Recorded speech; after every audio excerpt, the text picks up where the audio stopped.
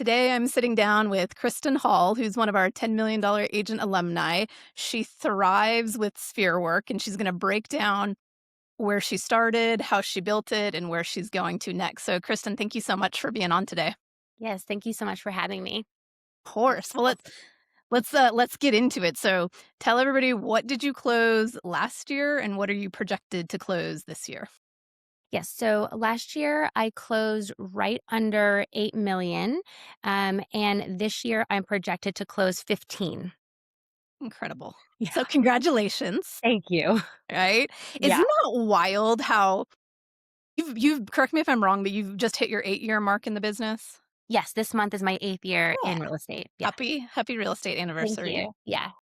It's not wild though that it's like you build, and then you hit it and it's like you Yeah. just blow through it. Like tell me, kinda give me some details on that, like what happened there? Yeah, so for me, I've always been a solo agent. I built my business from the ground up. I was never on a team. The only support that I ever really got was joining coaching and having mentors and things like that. But I think it took me just a little bit longer to build my business myself since I didn't have that type of support and leads and education in the beginning. I always tell new agents if I can go back and do it again, I probably would swallow my pride, join a team, get that knowledge, that education early on so that you can, catapult earlier than I did. But looking back on it now, building my business from having to pay for leads in the beginning because I didn't know how to work my sphere or what a sphere even was. Um, to now being 100% referral based and sphere oriented, it just takes a lot of failing forward, Mhm. and getting to know yourself and what you're best at. Because for me, I was trying to do 100 things at once, but when I decided to narrow in and focus on one or two main things that I found out were really what I did best, then my career really took off because it's so hard to tell a new agent, especially to niche down and be like, just focus on one or two things because you're like, you want everything. You're just like full force, you're hungry, you'll try whatever it takes, but you're just really doing yourself a disservice by trying to talk to too many people and do too many things when niching down really is one of the secrets of building your business Yeah. successfully and fast. Yeah, and that was one of my questions for you too, is like, what was your number one source of business when you started versus where you are now? So it sounds like you did the internet lead thing, and I then did, yeah. So besides my family, who were my first couple transactions, my mom and my stepdad plus my aunt, I was buying leads off of Realtor.com, and there was a lead gen at the time. They're not around anymore, but they were browsing homes, and I got some really fantastic leads off those. And I even have those clients today, 6 or 7 years later, because I've kept in touch. And it's funny because when I was getting ghosted by my leads on Realtor.com, and this was, like, really before video was a huge thing, but I just got on my camera one day and I was like, "Hey, I wanna let you know that I'm a real person and I'm yes. texting you because I wanna have a genuine conversation." Yes. And they called me right away, and they're investor clients from Massachusetts that I still work with today, and, Incredible. like, just that little video just to tell us, like, "Hey, I'm not a robot, I'm not AI, I'm not some automated system, like, I am a real person, let's chat." And now obviously today is video is everything, Right. so, yeah. I love that too, and that's my favorite script, the truth, you know? It's Yeah. like, I'm a real person, I wanna have a genuine conversation. Yeah, Hi, it's Kristen. yeah. You raised your hand, so I'm, like, Yeah, raising mine now, so and yeah. I love that too because it's like you did what it took to build your sphere, right? So it's like you already had the friends and family, but then it's like, yes, these internet strangers can turn into long-term repeat and referral, so I like that. I like that Yeah, a lot.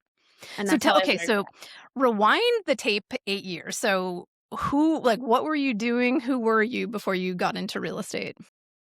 Oh, okay, so 8 years ago, when I got into real estate, we had, just kind of freshly moved to North Carolina, and, I was a mom of still am a mom, but a mom of, 17-month-old twins, and I just, for me, decided that being a stay-at-home mom, although fulfilling in many ways, just wasn't really fulfilling my soul, and I needed to do something, else, and I also wanted to contribute financially to the family, and I'm just a very social person, so having conversations outside of my 17-month-olds was really important for me and for my growth. And so I started in real estate school when my twins, like I said, were 17 months old. I finished it in about 3 months. My background had been hospitality. And so dealing with people on a daily basis is just something that I love to do. I love to talk to people. I love to know people's stories.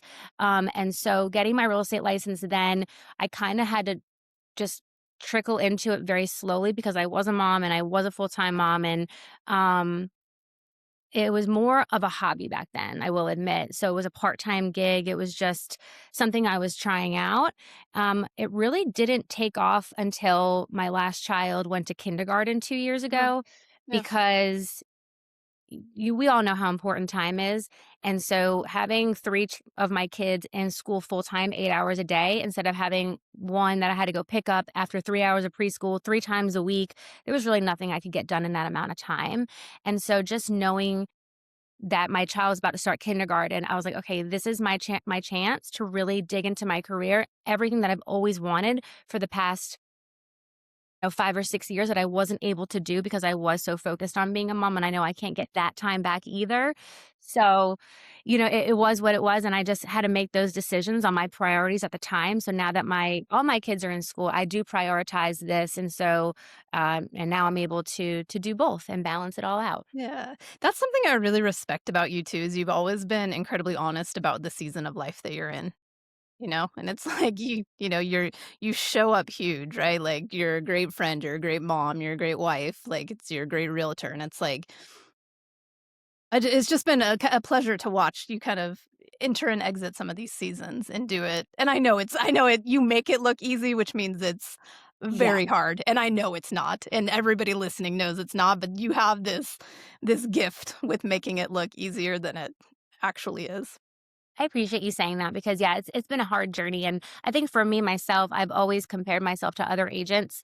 I can't be a 36-year-old mom of three and compare myself to a 25-year-old male not married with no kids who's crushing it, doing 10 Right. million, 15 million. I'm like, why can't I do that? It's like, well, you also have all this other stuff going on. So really, for me, to any other agents, comparison is the thief of joy. And if you Yes. just let yourself be on your own journey of success, you're going to get there. It's just going to take some time.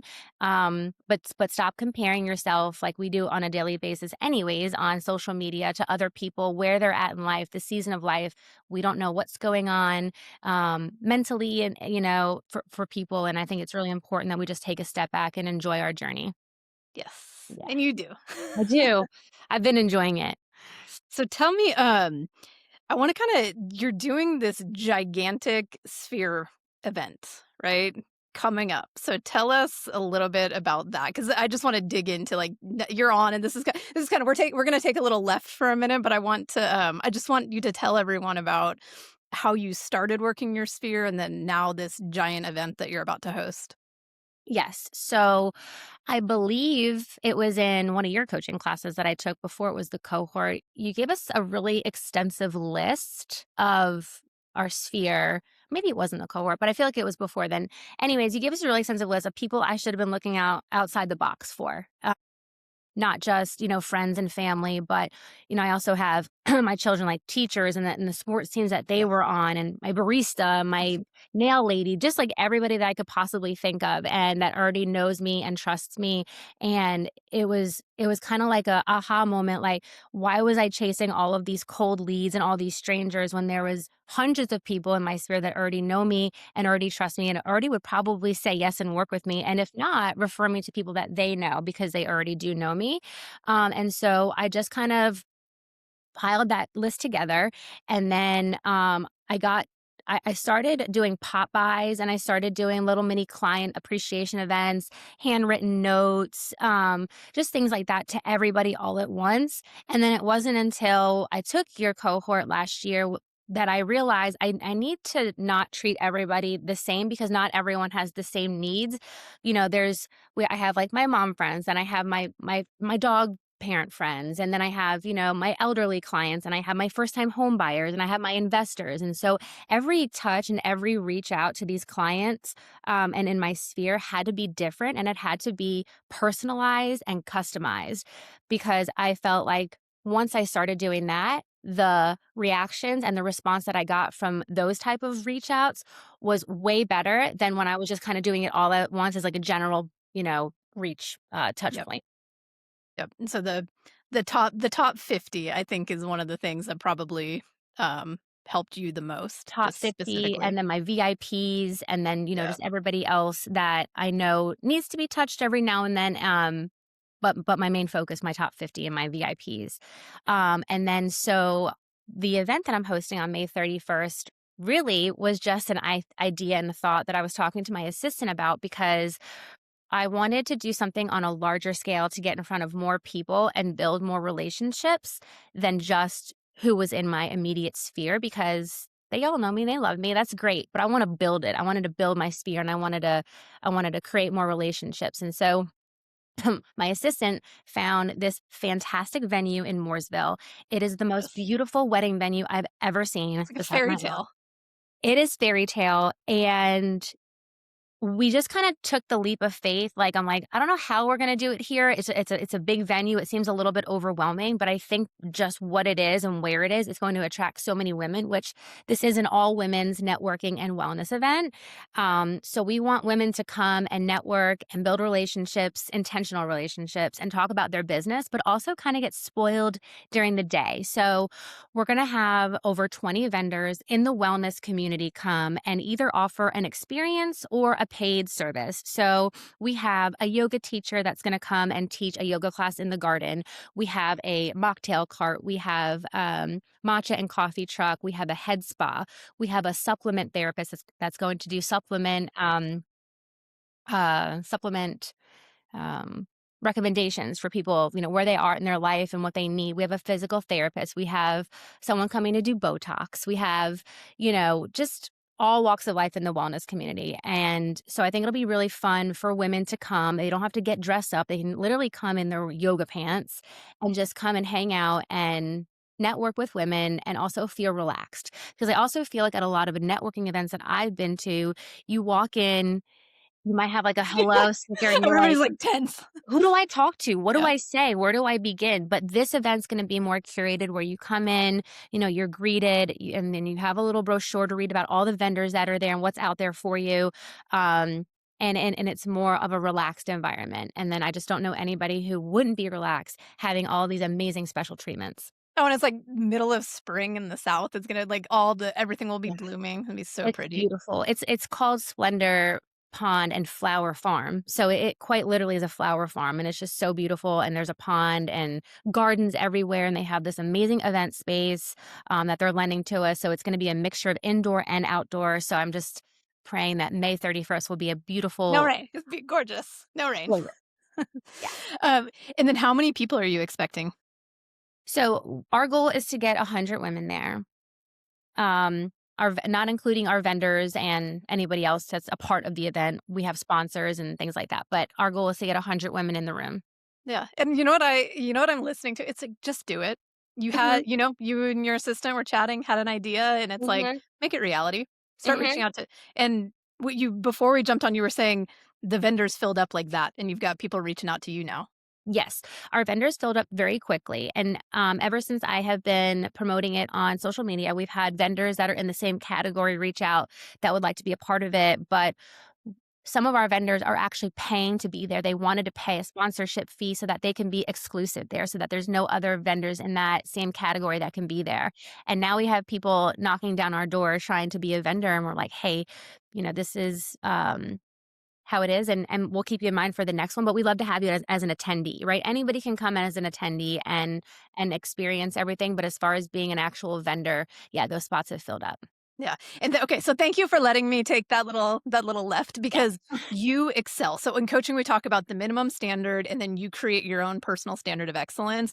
And I mean, you just excel at Sphere, right? You come in and you do sessions for everybody.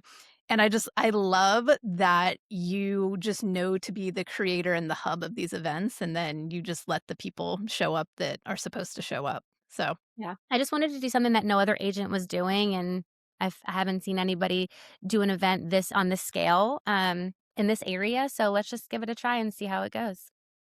so far so good. Yeah, so far. Cool. Well, okay. So this kind of leads to my next question. So when you think back to systems that changed your business, we already touched on top 50 and really kind of curating for the VIPs and the core tens. Is there anything else like the safety nets or the pipeline or the resistance awareness or the rhythms or just what kind of stands out to you as helping you in your Yeah. business?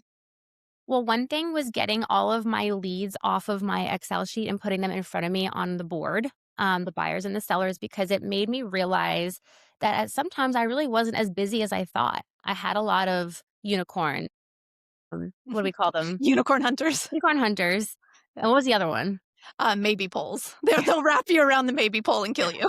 Yeah. Or not kill, I'm sorry, not kill, that's No. kill your business. They will kill your business because yes, because then I was focused on the wrong thing, the wrong people at the wrong time. So having that board in front of me to say, okay, like I'm going to touch this person this many times this amount of time, and then be able to move them down because they just weren't quite ready yet, or remove them completely.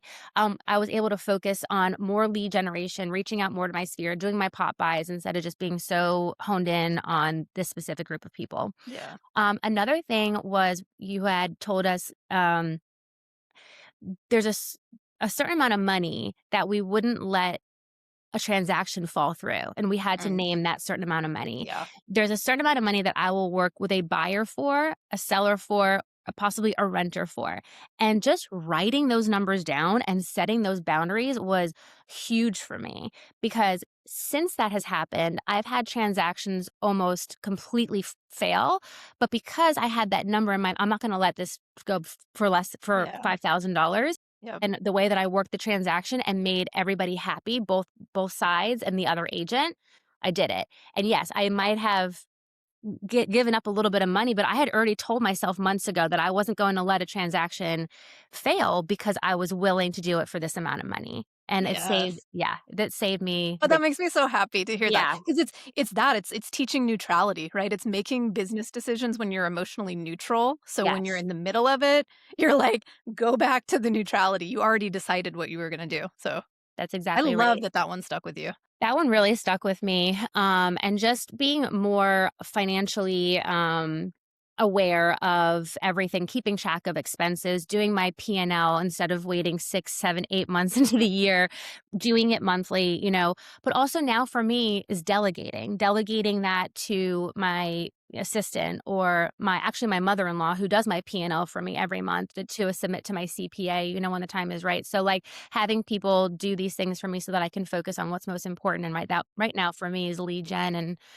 and that's really helped as well. Yeah, I like Yeah, that. yeah, Cool. Well, tell us so you are a 15 million plus agent at this point. I just wanna say that out loud for you so you can hear that. yeah, on Um, my way. on Monday. What does your weekly schedule look like? Like, how do you set up your days, your weeks, like, and just I know there's a lot of moms out there that are listening that are like, "How does she have" I also is it 5 or 6? It's 5 kids. It's 5. Okay, I was Yes, like, "It's a 4." I was alright, it's a lot.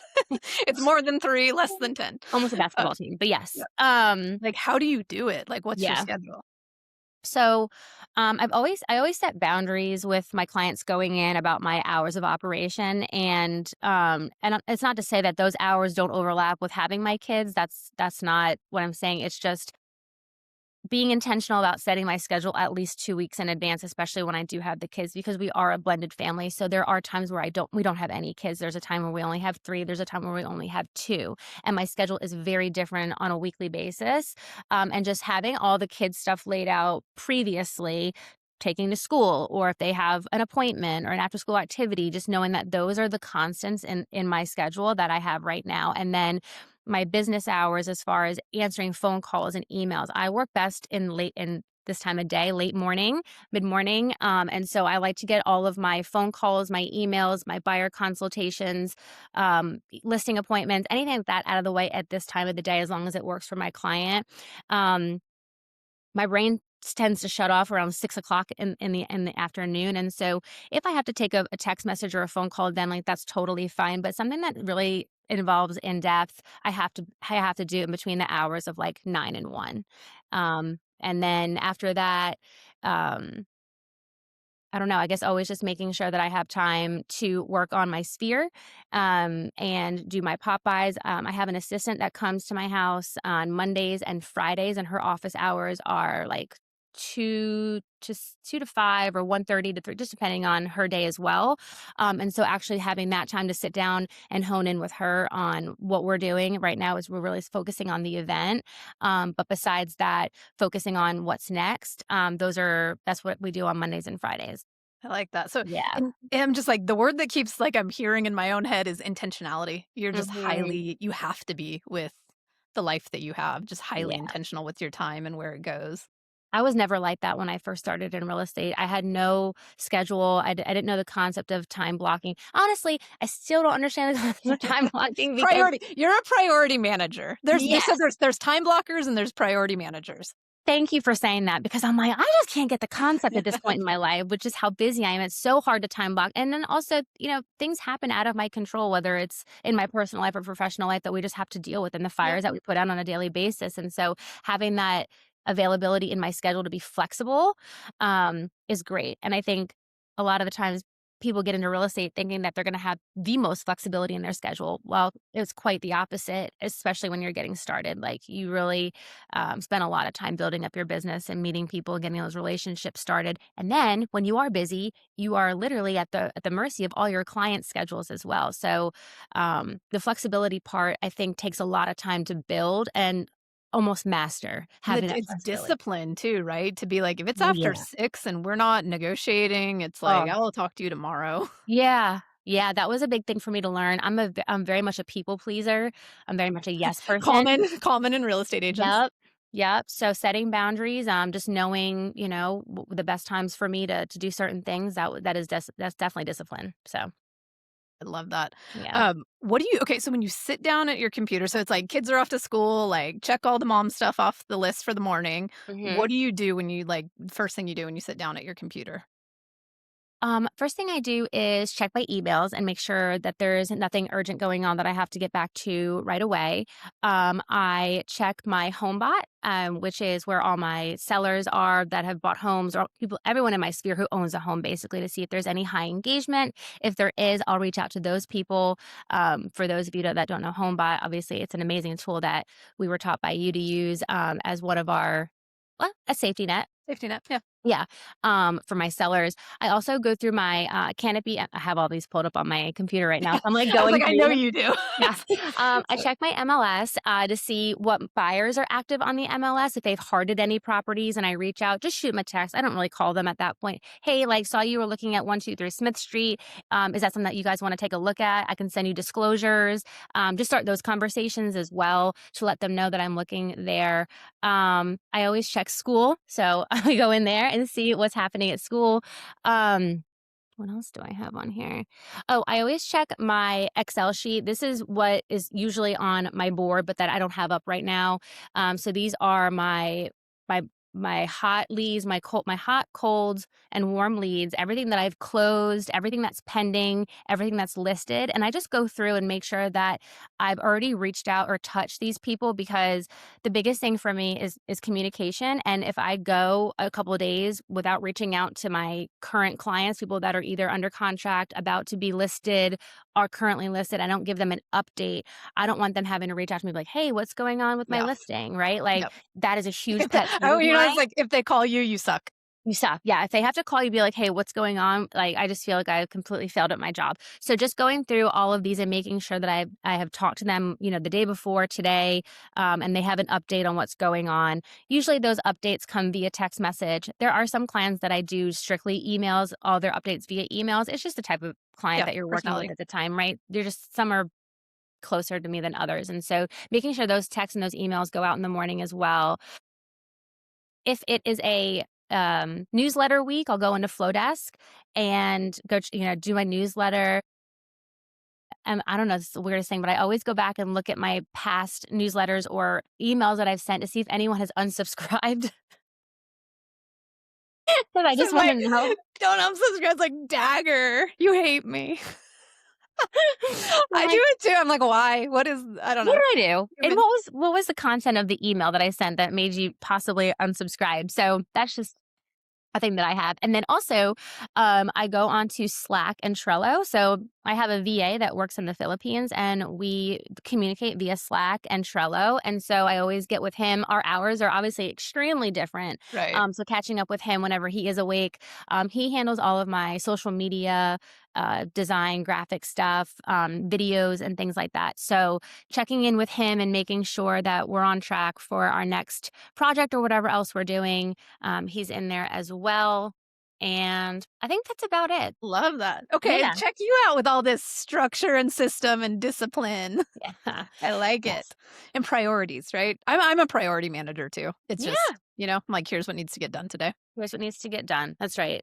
So talk to me about your like the identity shift you had to go through. So it's like starting, right. So you started 8 years ago, and then it's like, like, how do you think and operate that would either surprise people or like what had to shift in you to get to where you are? Yeah. I think over the years, it's really been a huge confidence shift in me and just knowing that I can walk into a listing appointment or get on a phone call with a buyer or meet a new agent that may, want or need some help and just know that I'm confident in that whatever I say and the conversations that we're having, that I'm explaining things the right way, I'm guiding them the right way, I'm able to educate the right way because that was never something that I really had in the past few years of real estate until I started really honing in on coaching, getting a mentor. Trying to figure it all out by yourself is really the Not it. worst way the worst way to Yeah. get into real estate or any business, like, when you're trying to build. And so once I started being around the right people, the right company, the right firm, the right coaching, everything just kind of fell in line. And when you start associating yourself with people of a certain level, it's like little fish, big room. Like I'll just sit there as the little fish in the big room and soak up all the knowledge and everything that they're saying. And so, full circle moment for me was, being invited by you to be on a panel next to agents that I have looked up to for years, and I've always been like, gosh, I want to be on their level. I want to be in their rooms. I want to be where they're sitting. And You are. I am. Yeah. And by doing that, it's just by following this and staying true to yourself and just constantly learning and just knowing that you're never going to have it all figured out at one time. But if you're constantly learning and constantly putting yourselves in the right rooms and the right coaching and having the right mentors, that confidence booster, that confidence that builds up in you is going to honestly make people look. Even my husband says, like, you just completely act totally different now, even from the 3 years when I first met you in your business. Like, you're just so confident, you glow, like, you go at it, like, your clients love you, and I'm like, I guess, I yeah, but built that. yeah, I guess it takes people letting you know that, like, you act differently, you walk differently, you talk differently now. And that's all about just humbling yourself and putting yourself in those positions to grow. Yeah, and I always I joke and I'm serious where I'm like, I always strive to be the dumbest and poorest person in the room because 'cause I'm like, Here we go, about to grow." But it Exactly. is about humbling yourself because it's like Mhm. to say like, "Yeah, I could use some community. Yeah, I could use some support. I don't wanna figure this Yeah. out." And, like, I've never done a day of real estate in 17 years by myself. Like, it's just not a good idea, and you get hurt. I always say, I'm like, "You're gonna get hurt if you try to do this by yourself." Yeah. I think new agents, especially for me, I went into it thinking that I was at competition with everybody because that's kind of where I started in a firm that kind of made me feel that way. And so when you start to realize that there's other people, other agents out there that want to help you and want to see you succeed, and you finally find your crew and the right people, Yeah. that's really important because, yes, as individual business owners and you do think that you're in competition with everybody here in your area, right? But there's so much real estate to go around for everybody. Well, and even that, I'm just like, "Are you selling 50 plus properties a year?" I mean, Seriously. no, come on, like, if Right. you look at there's, like, thousands of homes every single month, I'm like, Mm. "How many of those are you doing?" Like, it's not. Yeah.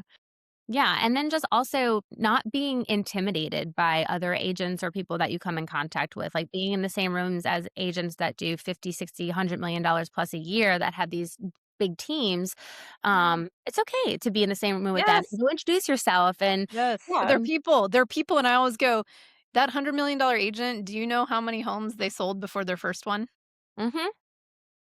just like, it's like 0. So Yeah. everybody so anyway, I like that. So help okay, so help the people out. So if somebody's listening and they're in that 4 to 8 million of production range and they feel a little stuck, what would you, insist that they do over the next 90 days to kinda get that production up and going? Yeah. So I would say first and foremost, and you need to sit down and take a look at your systems. And if you don't have systems, that might be one of your biggest issues at this point. Because I know for me, once I started getting systems in place and following through with them and being consistent, that really helped my business grow. Almost in the same aspect as, like, treat your $200,000 listings as your like, your $2 million listings, like, you don't skip any steps in between, you do it from A to Z exactly the same way you do it every single time, and that was really important for me to lock down as well. Another thing in the next 90 days is go through your sphere, make sure you have that list of people that already know and trust you, put them into categories on how you know them, what do they have in common, and then start thinking about how to touch these people monthly, quarterly, however, you want to do it to make sure that you're staying top of mind to let people know, hey, I'm in real estate. I'm here to help. Even outside of real estate, just be your go-to for whatever you need. I do pride myself on, even after a transaction following with people like, hey, do you need a pediatrician recommendation? Or how about a vet? These are like the best restaurants my husband and I tried last month. Like, just be their go-to for anything Charlotte or Lake Norman or whatever, wherever your area is. And people will really respect that and they love that because it also just takes the salesiness or the real estate out of it. So I would just say work on your top 50, get your sphere together, start touching people in different ways to attract more conversations, not necessarily business or transactions, just more conversations, genuine conversations. Get your systems down in place and then also go to events, like go to networking events, go to, You have to meet people, right? People are I always say this, I'm like, "People are everywhere, people are clients. yep. Go where they are." Yep. Go to a restaurant, sit at the bar, have lunch by yourself, and start a conversation with the person to your left and the person to your right. Like, you just never know who you're going to talk to. But also, yes, like broker open houses, public open houses, meet more agents, right? Meet more agents in your area that you may be like, hey, this person is crushing it. What are they doing? Like, they're very willing to have an open conversation with you as well. So, really getting out there and meeting people, I think, is probably one, if not the most important thing to do. I like that. Yeah. Cool. Alright, when you think about coaching, who would you say coaching is for, and who would you say coaching is not for? Oh, coaching is definitely not for people who are not coachable. I Okay, yeah. I learned that from one of my mentors, Joe. When we were working together, he was like, "You're a very coachable person. Yeah, Like, you extremely. listen really well, and like you're very." I'm like, "Isn't everybody?" He's like, "No, Yeah. actually, everybody is not coachable." And so, having the ability to learn and to sit back and to actually listen, and take that all in and ask all the questions, right? And and not thinking that any question that you're gonna ask is dumb or be embarrassed. That was another thing for me was, I was public speaking was not my Ye thing, and we all know this for a while, yeah. right? Even just getting on the mic during a Zoom and asking a question, like, "What are people gonna think? Is that a stupid question? Does everybody know that except for me?" Like, don't don't think that people The don't head have the games. same questions that you're asking, but you're actually stepping up to the plate and asking these questions when all the other agents in the room probably are thinking the same thing. Um, and so where was I going with I that? I was just, just thinking about just who is it for, who is it not for, and I think you nailed it. You gotta be coachable, you gotta want it. You gotta want it. Yeah, you have to want to learn, and you can't just automatically think that you know everything either, right? You're in there learning for a reason, so just shut the I mouth, mean, keep the ears 17 open. years in, you guys will come to me with stuff and I'm like, "What? Haven't heard that one before, but I know we'll solve it," right? Yeah. Even this one, just not to get us off too my sister calls me and she goes, "Marissa," and she's like, "I know you've never had this one," and I was like, "What?" She goes, "The contractor drywalled the cat into the wall." What? Like, you know what it's just like so it's like there's that type of stuff that we deal with, but I was dying. I was like, "Nope, correct." And I was like, "Get a saw, get the cat out, like, then get the drywaller back." Like, No, insane. never had that one. This business is a crack up It sometimes. is. And you learn something new every transaction, and, Every time. every single time. Not one transaction is the same as the other one, and it's a Yeah. constant learning process, but you also wanna stay ahead of the game too, so always learning, always taking classes, always being in the rooms. I mean, you've always have to continue you have to be a student the whole time. That's the best way you're gonna serve your clients is always being a student, always learning. Yep. I love that. Well, Yeah. tell everyone where they can follow you, support you, send you referrals, any of that good stuff. Yeah. So, pretty proud of my Instagram at this point. I think I built it up to where, it's a great place for people to go to get to learn more about me personally and professionally. Um, www.heritageab.com is my website. That also launched this year as I started getting more confident in putting myself out there as well. Um, Facebook, I'm on Facebook. I have a personal and a professional page on Facebook. Heritage Ave is my DBA, is what I do business as. I did have to go through a rebranding phase a few years ago when I got remarried and had to change my entire identity really from Kristen Vantine Real Estate into Heritage Ave. And that step really also helped me step into a whole new role as Heritage Ave. And so that's where you can find me. And then Lake Norman is your Huntersville? That's your Yep. So, we just currently moved to Mooresville, also within the Lake Norman area. So I do a lot of business up here, but I do go into Charlotte. I do have a rule of thumb. It's about an hour out from where I live. So hour north, south, east, and west, right? So up to Statesville, down to Charlotte, out to Denver and Lincolnton, and then maybe as far east as, Kannapolis and Concord and things like that. But always there to help answer any questions. And if I'm not the professional in that area, I can definitely find you someone who is. I do a lot of referrals where someone will come to me and ask me if I know an agent in Myrtle Beach, South Carolina. And what I'll do is I'll get my network together, my resources. I will literally vet and interview at least 6 agents and find the best match for that person. definitely And curating. yeah, that's one of my things that I do love to do. I'm not just gonna go on the internet and slide there. Okay, top agent Myrtle Beach, this is for you, right? But actually getting on the phone, asking the important questions, and matching up personality types has been huge for my referral business. Yeah. Well, Kristen, you are amazing. You Thank you so much for being on here and I mean, I'm just like kind of replaying already in my head and I was like so many good nuggets for everyone. So thank you very, very much for You're sharing. welcome. I You're hope always it helped. your openness and vulnerability also is one thing that sets you apart and ahead if you don't know that about yourself I too. did not know about that. No. Because you ask. You ask and you Yeah. share all the time. Sometimes I overshare, but hey. That's I okay. mean, it's all welcome here, you know that. I know. So I appreciate it. Hope this helps Yeah, anybody definitely. out there. So, if you're watching this and Kristen's story resonates with you and you're interested in the $10 million agent operating system, easy next step is jump on the Monday at 1 p.m. Eastern, see how it works, and go from there. Yeah. And Kristen, thank you. You're welcome. Thank you. Bye. Bye.